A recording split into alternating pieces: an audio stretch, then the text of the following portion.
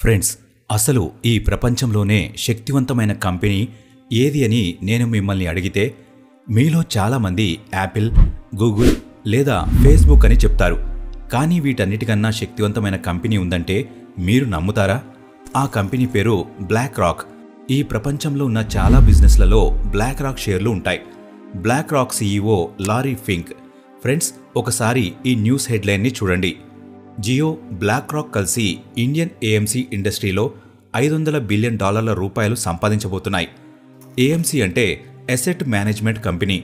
అంటే మీరు ఈ కంపెనీలో ఎంత ఇన్వెస్ట్ చేసినా లాభాలే ఉంటాయి. ఇది మన ఇన్వెస్ట్మెంట్స్ని, స్టాక్స్ని, బాండ్స్ని, రియల్ ఎస్టేట్లని మేనేజ్ చేస్తుంది. జియో మన ఇండియన్ మార్కెట్లో ఎంత డబ్బు సంపాదిస్తుందో మీ అందరికీ తెలిసే ఉంటుంది. ఈ రోజుల్లో చిన్నపిల్లలకు కూడా జియో కంపెనీ గురించి తెలుసు. కానీ బ్లాక్ రాక్ అనే అతిపెద్ద కంపెనీ గురించి ఎవ్వరికీ తెలియదు. మన భారత జీడిపి $3.1 ట్రిలియన్. అంటే మన భారతదేశంలో ఉన్న 140 కోట్ల మంది 365 రోజులలో $3.1 ట్రిలియన్ సంపాదిస్తున్నారు.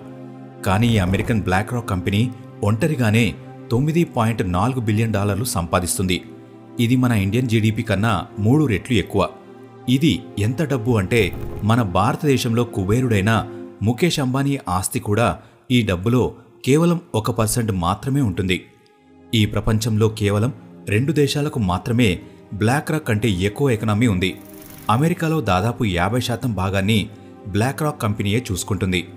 బ్లూంబర్గ్ రిపోర్ట్ ప్రకారం మార్కెట్లో జరిగిన అవకతవకల వల్ల బ్లాక్ రాక్ $1.7 ట్రిలియన్ రూపాయలను కోల్పోయింది. ఇది కేవలం వాళ్ళ ఆస్తిలో 18% మాత్రమే. మన ప్రపంచంలో కేవలం కొన్ని దేశాలకు మాత్రమే వాటి జీడిపి $1.7 ట్రిలియన్ కంటే ఎక్కువ ఉంది. కానీ అసలు ఈ కంపెనీ ఇంత గొప్ప కంపెనీలా ఎలా ఎదిగింది? దాని గురించి తెలుసుకోవాలంటే మనం ఈ కంపెనీ గురించి పూర్తిగా తెలుసుకోవాలి. 1952 నవంబర్ 2న లాస్ ఏంజల్స్లోని ఒక యూదుల కుటుంబంలో లారీ ఫింక్ జన్మించాడు. లారీ ఫింక్ స్టడీస్ గురించి మాట్లాడుకుంటే అతను పొలిటికల్ సైన్స్లో BA చేశాడు. అలానే రియల్ ఎస్టేట్లో MBA చేశాడు. 1976లో ది ఫస్ట్ బాస్టన్ అనే ఒక న్యూయార్క్ బ్యాంకులో ఒక ట్రేడర్గా జాయిన్ అయ్యాడు. అంటే పొలిటికల్ సైన్స్ పూర్తి చేసి MBA చేసి ఫైనాన్షియల్ మార్కెట్లోకి అడుగుపెట్టాడు. ఫస్ట్ బోస్టన్ బ్యాంక్లో ఒక ట్రేడర్ నుంచి మేనేజర్గా ఎదిగాడు. కేవలం 31 సంవత్సరాలకే మేనేజింగ్ డైరెక్టర్ అయ్యాడు. ఇది బోస్టన్ చరిత్రలో ఒక రికార్డుగా నిలిచింది. 1976 నుంచి 1986 లోపు లారీ తన కంపెనీకి దాదాపు $1 బిలియన్ లాభాన్ని సంపాదించాడు.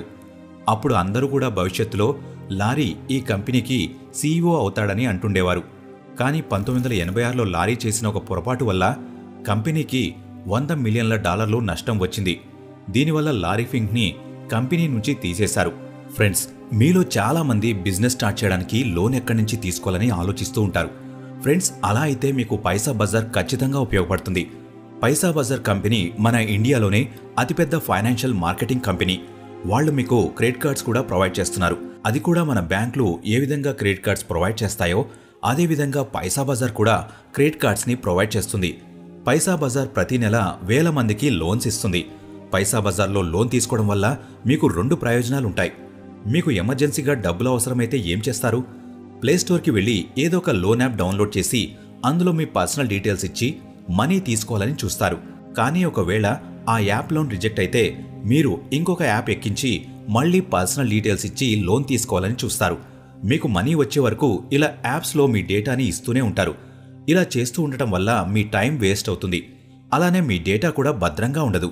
కానీ పైసా బజార్కి చాలా బ్యాంకులకి, NFBCలకి సంబంధాలున్నాయి. మీరు పైసా బజార్లో లోన్కి అప్లై చేసినప్పుడు మీ ప్రొఫైల్ ఆధారంగా మీకు లోన్ లభిస్తుంది. ఒక అప్లికేషన్తోనే పైసా బజార్ మీకు లోన్ ఇస్తుందనే డౌట్ మీకు వచ్చే ఉంటుంది. మీరు పైసా బజార్లో లోన్ అప్లై చేసిన వెంటనే యాప్ వాళ్ళు మీ ప్రొఫైల్ని చెక్ చేస్తారు. ప్రొఫైల్ వెరిఫై అయిన తర్వాత మీకు బ్యాంక్ నుంచి లోన్ లభిస్తుంది. ఒకవేళ మీరు బిజినెస్ మొదలు పెట్టాలనుకుంటే మీరు లోన్ తీసుకోవడానికి ఇదే మంచి సైట్. ఈ వెబ్సైట్కి ఉన్న ఇంకొక అడ్వాంటేజ్ ఏంటంటే మీరు ఏదైనా లోన్ అప్లికేషన్ డౌన్లోడ్ చేసినప్పుడు ఆ అప్లికేషన్ మీకు లోన్ ఇవ్వడానికి మీ మొబైల్కి సంబంధించిన అన్ని పర్మిషన్స్ అడుగుతుంది. అంటే మీ మొబైల్లో ఉన్న ఫొటోస్, వీడియోస్, కాంటాక్ట్స్, చివరికి మీ డేటా పర్మిషన్ కూడా అడుగుతుంది. ఒకవేళ మనం లోన్ తిరిగి పే చేయలేని పరిస్థితిలో ఉన్నప్పుడు ఆ అప్లికేషన్లు మన డేటాను ఉపయోగించి మనల్ని బెదిరిస్తాయి. కానీ పైసా బజార్లో అలాంటివి ఏమీ జరగవు. ఎందుకంటే పైసా బజార్లో మీరు ఎంతవరకు డేటాని షేర్ చేయాలనుకుంటున్నారో అంతవరకే షేర్ చేయవచ్చు. మీ మొబైల్లోని డేటా అంతా సేఫ్గా ఉంటుంది. పైసా బజార్ యాప్లో కానీ వెబ్సైట్లో కానీ మీరు మీ క్రెడిట్ స్కోర్ని ఫ్రీగా చెక్ చేసుకోవచ్చు. క్రెడిట్ స్కోర్ చెక్ చేసుకోవడానికి కొన్ని వెబ్సైట్లు, యాప్లు మనీ పే చేయమని కోరుతాయి. కానీ పైసా బజార్లో మాత్రం అటువంటిది ఏమీ ఉండదు. మీకు ఎమర్జెన్సీగా డబ్బులు అవసరమైతే పైసా బజార్లో లోన్ తీసుకోండి. ఇందులో జస్ట్ మీ క్రెడిట్ ప్రొఫైల్ని చెక్ చేసి చాలా తక్కువ సమయంలోనే మీకు లోన్ ఇచ్చేస్తారు. కానీ లారీ ఫింక్ మాత్రం తను ఎదగడానికి ఇదే మంచి అవకాశమని భావించాడు. ఆ టైంలో రాల్ఫ్ అనే ఒక ఇన్వెస్ట్మెంట్ బ్యాంకర్ని కలుసుకున్నాడు. అతను షెర్షాన్ లెహ్మన్ హట్టన్ అనే ఇన్వెస్ట్మెంట్ ఫామ్లో పనిచేస్తున్నాడు. 1987లో ఒక రోజు రాత్రి ఇద్దరూ ఒకే ఫ్లైట్లో ప్రయాణించారు. ఈ టైంలో రాల్స్ లారీకి తన జాబ్లో ఉన్న అసంతృప్తుల గురించి చెప్పాడు. ఇద్దరూ కలిసి ఒక కొత్త కంపెనీ పెట్టాలని అనుకున్నారు. వాళ్ళు స్టాక్స్, బాండ్స్ దగ్గర ఒక కొత్త ఇన్వెస్ట్మెంట్ ఫార్మ్ని స్థాపించాలని అనుకున్నారు. లారీకి ఫస్ట్ బోస్టన్ కోసం $1 బిలియన్ సంపాదించినప్పటికీ అతన్ని జాబ్ నుంచి తీసేశారనే బాధ ఇంకా ఉంది. కానీ తన వల్ల కంపెనీకి $100 మిలియన్ నష్టం వచ్చిందన్న విషయం కూడా లారీకి తెలుసు. అందుకనే ఈసారి లారీ ఫండ్స్ యొక్క సెక్యూరిటీని పెంచి రిస్క్ గురించి బాగా అనాలిసిస్ చేశాడు. ఆ తర్వాత కొన్ని రోజుల వరకు లారీ తన పాత స్నేహితులను కలిసి వాళ్లకి తన ఐడియా గురించి చెప్పేవాడు. వాళ్లలో ఒక ఫ్రెండ్ ఎవరంటే రాబర్ట్ క్యాపిటో. అతను ఫస్ట్ బోస్టన్లో ఉన్నప్పుడు లారీకి రైట్ హ్యాండ్గా ఉండేవాడు. 1988లో లారీ ఫింక్ తన బ్యాండ్ ఇన్వెస్ట్మెంట్ ఫామ్ను మొదలుపెట్టాడు. లారీ టీం అయితే తయారైంది, కానీ తన దగ్గర ఈ బిజినెస్ని మొదలుపెట్టడానికి డబ్బులు లేవు. అందుకనే లారీ స్టీవ్ స్క్వాజ్మెన్ని కలుస్తాడు. స్టీవ్ సరిగ్గా 3 సంవత్సరాలకు ముందు ది బ్లాక్ స్టోన్ అనే ఈక్విటీ కంపెనీని మొదలుపెట్టాడు. లారీ ఫింక్ స్టీవ్ని తన కొత్త బిజినెస్లో ఇన్వెస్ట్ చేయడానికి ఒప్పిస్తాడు. ఆ తర్వాత స్టీవ్ $5 మిలియన్ ఫండింగ్ చేసి లారీ యొక్క కొత్త బిజినెస్లో 50% వాటాని పొంది పార్ట్నర్ అవుతాడు. ఆ సమయంలో బ్లాక్ స్టోన్ గ్రూప్ ఒక ఫేమస్ బ్రాండ్ అయింది. అందుకనే లారీ తన కంపెనీకి Blackstone financial management limited అని పేరు పెట్టాడు. లారీకి ఉన్న ఎక్స్పీరియన్స్, బ్లాక్ స్టోన్కి ఉన్న పేరు వలన ఈ కంపెనీ పెద్ద పెద్ద క్లయింట్లని చాలా త్వరగా ఆకర్షించింది. అందుకనే వీళ్ళు బిజినెస్లో చాలా త్వరగా ఎదిగారు. కంపెనీ మొదలుపెట్టిన 6 నెలలకే వాళ్ళు $2.7 బిలియన్ ఎసెట్లను మేనేజ్ చేశారు. 1992 సంవత్సరానికి $17 బిలియన్, 1994 సంవత్సరానికి $53 బిలియన్ మేనేజ్ చేశారు. కానీ 1994లో లారీ తీసుకున్న నిర్ణయం బిజినెస్కు టర్నింగ్ పాయింట్గా నిలిచింది. మార్కెట్లో ఉన్న టాలెంటెడ్ ఎంప్లాయీస్ని తన కంపెనీలోకి రావడానికి మంచి ప్యాకేజ్తో పాటు కంపెనీలో షేర్స్ కూడా ఇచ్చాడు. దీనివల్ల ఎంప్లాయీస్ అందరూ చాలా కష్టపడి పనిచేసి కంపెనీ ఎదగడంలో ముఖ్య పాత్ర పోషించారు. మొదట్లో బ్లాక్ స్టోన్ షేర్స్ 50% ఉండేవి, కానీ ఎంప్లాయీస్కి షేర్స్ని పంచడం వల్ల అవి 35%కి పడిపోయాయి. స్టీవ్కి ఈ విషయం అస్సలు నచ్చలేదు. దీనివల్ల బ్లాక్ స్టోన్ కంపెనీ లారీ కంపెనీలో తన అధికారాన్ని కోల్పోతూ వస్తుంది. దీనివల్ల స్టీవ్ ఎలాంటి నిర్ణయం తీసుకున్నాడంటే దానిని బిజినెస్లో చేసిన అతిపెద్ద తప్పుగా భావిస్తారు. స్టీవ్ లారీ కంపెనీలో ఉన్న 30% షేర్లని $240 మిలియన్ అమ్మేస్తాడు. అతనితో విడిపోవాలని అనుకుంటాడు. అలా Blackstone group Larry company నుంచి బయటకు వచ్చేసింది. కానీ ఒకవేళ ఈరోజు స్టీవ్ దగ్గర ఈ షేర్స్ ఉండి ఉంటే అతని దగ్గర $50 బిలియన్ ఉండేవి. బ్లాక్ స్టోన్ బయటకు వెళ్లిపోయిన తర్వాత లారీ తన కంపెనీకి బ్లాక్ రాక్ అనే పేరు పెట్టాడు. అప్పటి నుంచి కొత్తగా బాండ్స్తో పాటు పెన్షన్ ఫండ్స్ని కూడా మొదలుపెట్టాడు. బ్లాక్ రాక్ ఎంత ఎదిగిందంటే కంపెనీకి ఎవరు వచ్చినా వెళ్లినా ఏ ప్రాబ్లం లేదు. 1999 అక్టోబర్ 1న బ్లాక్ రాక్ ఒక ఐపీఓను ప్రవేశపెట్టింది. దానిలో వాళ్ళకి $900 బిలియన్ విలువ, $14 స్టాక్ ప్రైస్ని ఇచ్చారు.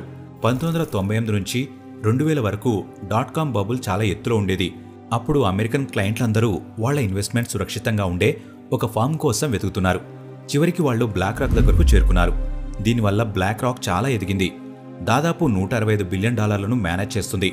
2014కి బ్లాక్ రాక్ దాదాపు $4 ట్రిలియన్ మేనేజ్ చేసింది. అప్పుడు ఈ ప్రపంచంలోనే ఎక్కువ ఎసెట్లని మేనేజ్ చేసిన కంపెనీగా నిలిచింది. ప్రస్తుతం గురించి మాట్లాడుకుంటే 2024లో బ్లాక్ రాక్ దాదాపు $10 ట్రిలియన్ కంటే ఎక్కువ ఎసెట్లని మేనేజ్ చేస్తున్న కంపెనీగా నిలిచింది. అంటే అమెరికన్ జీడీపీలో దాదాపు 50%. ప్రపంచంలోనే పవర్ఫుల్ కంపెనీ అని ఎందుకు చెప్పానో ఇప్పుడు మాట్లాడుకుందాం. అసలు ఇది ఏ విధంగా మన లైఫ్ని కంట్రోల్ చేస్తుంది? నిజానికి బ్లాక్ రాక్ ఈ ప్రపంచంలో ఉన్న ప్రతి ఫీల్డ్లో ఇన్వెస్ట్మెంట్ చేసింది. మనం ప్రతిరోజు నిద్రలేచిన దగ్గర నుంచి సాయంత్రం పడుకునే వరకు ప్రతి వస్తువు బ్లాక్ రాక్ కంపెనీకి చెందినదే. ప్రతి వస్తువుల్లో బ్లాక్ రాక్ ఎంతో కొంత డబ్బులు ఇన్వెస్ట్ చేసింది. ఫ్రెండ్స్, ఇప్పుడు మనం యూజ్ చేస్తున్న గూగుల్, మైక్రోసాఫ్ట్, అమెజాన్ లాంటి ఏ పెద్ద కంపెనీ అయినా అందులో బ్లాక్ రాక్ షేర్ ఖచ్చితంగా ఉంటుంది. దీంతోపాటు Tesla, Qualcomm, visa, master card, Pepsi, Coca Cola, McDonald, Oracle లాంటి పెద్ద కంపెనీలలో కూడా బ్లాక్ రాక్ ఇన్వెస్ట్ చేసింది. దీంతోపాటు అమెరికాలో ఏ పెద్ద బ్యాంకులున్నాయో అందులో కూడా బ్లాక్ రాక్ కంట్రోల్లోనే ఉన్నాయి.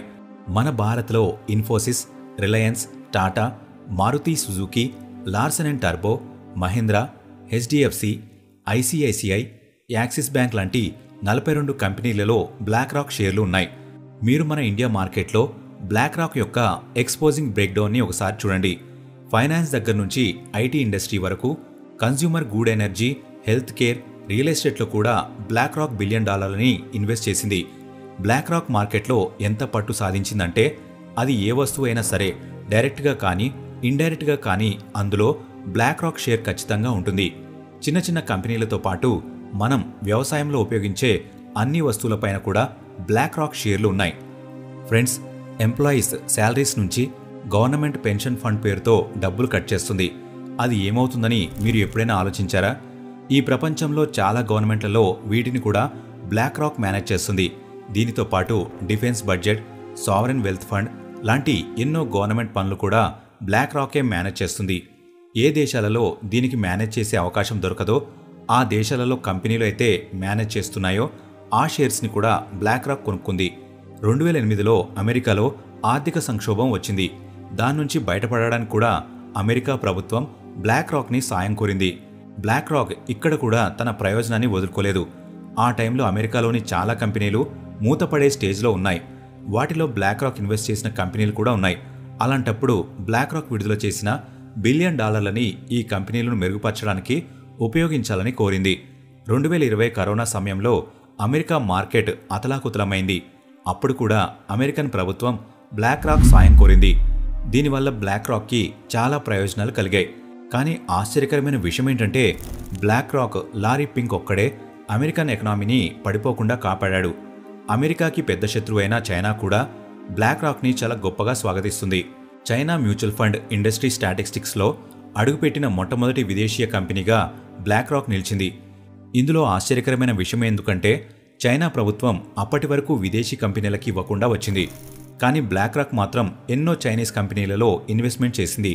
అంతెందుకు, తన సొంత దేశం అమెరికా నిషేధించిన కంపెనీలలో కూడా లారీ డబ్బులను ఇన్వెస్ట్ చేశాడు. రష్యా ఉక్రెయిన్ యుద్ధ సమయంలో కూడా మిగిలిన కంపెనీలన్నీ వాటికి వచ్చే నష్టాలని పోగొట్టుకోవాలని ప్రయత్నించాయి. డిసెంబర్ 28, 2022న బ్లాక్ రాక్ ఉక్రెయిన్ ప్రెసిడెంట్తో కలిసి బ్లాక్ రాక్ రీకన్స్ట్రక్షన్లో తమ వంతు సాయాన్ని ప్రకటించింది. ఫ్రెండ్స్, దీని గురించి పూర్తిగా తెలుసుకున్న తర్వాత మీ మనసులో ఒక ప్రశ్న వచ్చే ఉంటుంది. అదేంటంటే బ్లాక్ రాక్ ఈ ప్రపంచంలో ఇంత పెద్ద కంపెనీ అయినా ప్రతి వస్తువులు దీని షేర్ ఉన్నప్పుడు మీడియాలో దీని గురించి ఎందుకు అంతగా న్యూస్ రాదు?